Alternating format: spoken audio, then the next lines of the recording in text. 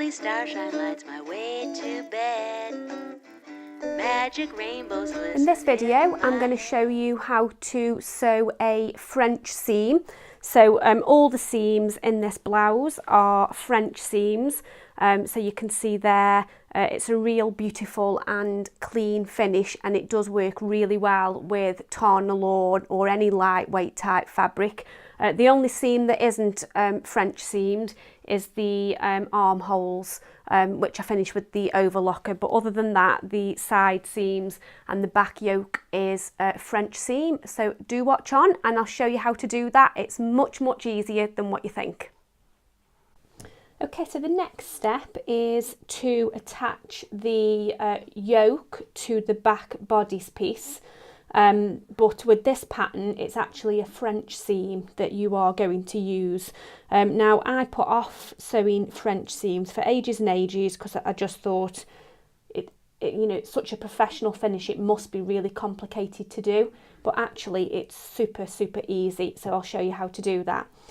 The first thing that I'm going to do is measure the length of the top of the back bodice piece, just so that I can find the centre point. So that's 42. So you can see there I've just put a pin in the centre point at 21. And then I'm going to do the same on the yoke as well. So the bottom of the yoke, this is not where the neckline is. Measure that, it should be the same, which it is at 41. So again, just put a pin in at 21.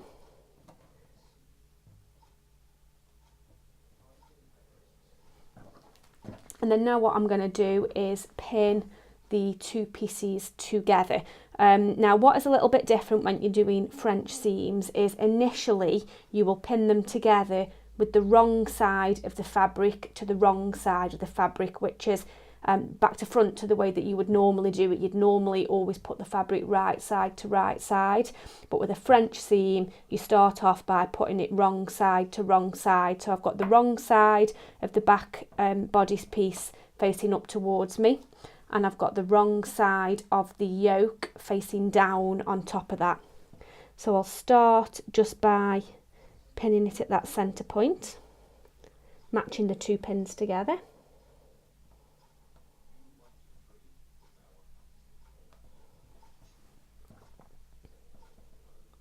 And then I'll just pin it along the two sides, just making sure that the fabric is butted up together.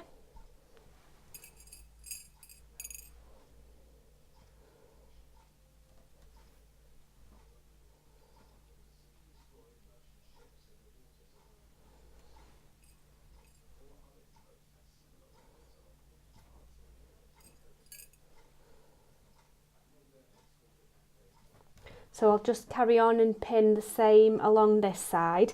Then what I'm going to do is head over to the sewing machine, and initially I'm going to sew a 1/2 centimetre seam line across that edge there. So let's sew the first step of the French seam. So as I said before, it's a 1/2 centimetre seam allowance that you need to sew. So I've got the fabric lined up with the 1/2 centimetre point on my sewing plate. And as before, I'm going to try and avoid watching the needle as I'm sewing. I'm just going to keep an eye to make sure the fabric stays at that point. It's a little bit easier now than what it was when we were doing the stay stitching, because you're working with a more straight line rather than that curve. So to start off, I'm just going to go forward but pull on my threads at the back. Do a back stitch.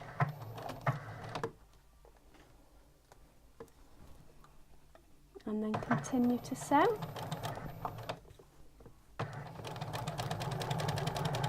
And then you can see now as I'm sewing, I'm putting a bit of pressure just behind the sewing foot and just in front. That's because you're working on such a narrow seam there, it can get sucked into the machine, and I've just found that adding a little bit of pressure like that does just help to stop that from happening. Sometimes it still does happen, but it happens less frequently.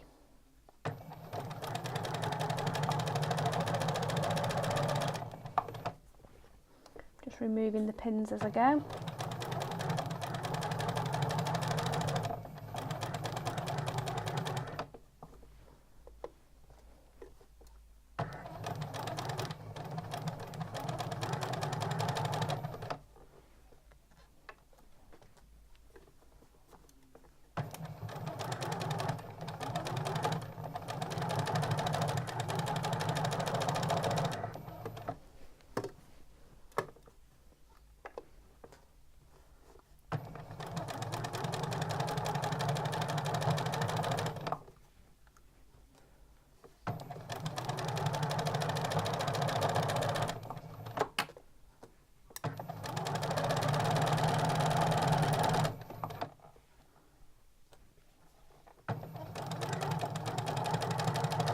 Okay, when I get to the end, just do a back stitch again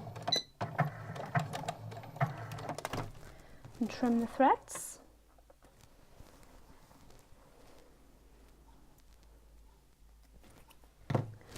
So that's the first seam sewn. What I now need to do is head over to the iron so I can press that before I sew the second seam, which will fully enclose that one inside. Okay, so I'm going to press this seam now, ready to sew the next bit of the French seam. What I'm going to do first of all is just to press that seam allowance open so that I've got a clean seam allowance on the other side. Then what I'm going to do is press it up towards the top, so pointing towards the neckline. Chances are my camera is going to steam up whilst I'm filming this bit. So that's why I just wanted to explain it before I start. All my dreams are coming, all my dreams are humming, all my dreams are coming true. Okay, so what you're now going to do is get it prepared for the next step in creating the French seam. And all you're going to do is you're going to fold it along that seam line that you've just created.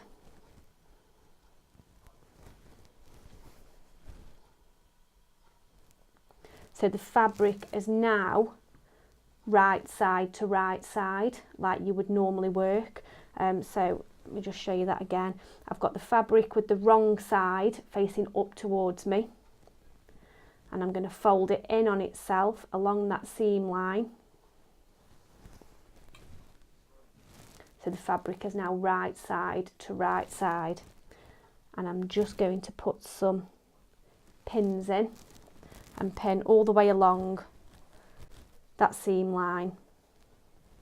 And then what we'll do is we'll go over to the sewing machine and then you sew a 1 centimetre seam allowance, and what you end up with, the end result is that little raw edge that you've created previously is totally hidden on the inside, so it's a real clear finish. So I'm just going to put some pins in along there, and then I'll head over to the sewing machine and sew that 1 centimetre seam allowance. So let's get the final step of this French seam sewn. So you can see here, as I said before, it's a 1 centimetre seam allowance that I'm now sewing. So here is the folded edge that I've just pressed and pinned, and I've lined that up with the 1 centimetre line on my sewing plate. And then, as before, pulling the threads at the All my dreams are humming, all my dreams are coming true. Ta-da! And that's it. That's all there is to sewing a French seam. I do just need to press that now. I need to check in the pattern instructions whether I press it up or whether I press it down. But you can see from the outside it looks like your seam would anyway, whichever method you've used. But on the inside, it's beautiful. It's the raw edges are all enclosed, and it's such a professional finish. Hopefully you can see that there on the camera. And that's it, that's all there is to a French seam, so it's not difficult at all, and it does actually save you a lot of hassle because you don't need an overlocker, whereas if I was sewing a seam in a standard way, I would now need to whiz this through the overlocker to finish the raw edges, and if you haven't got an overlocker then you can't do that, so it does save you a lot of expense and in the way of not having to go out and buy a new machine. You do really have to be working with lighter weight fabrics for French seams. It doesn't work as well with heavier weight, but the Liberty of London Tarna Lawn works really well. Okay, so we'll move on to the next step. Okay, so I've just checked the pattern instructions to check which way I press this seam allowance, which is joining the yoke to the bodice, and you do press it down. So all I've done is I've started with the wrong side of the fabric facing up. I've got my iron. All my dreams are coming true. And that's it, so you can see the top starting to come together now. I've got my yoke, the bottom of the bodice with a lovely pleat. There's the seam allowance. And if you look at the wrong side, that's what the pleat looks like on the wrong side, and that is what that seam allowance looks like, sewn as a French seam, so it's a really clean finish. So we'll move on to the next part of the top, making this top.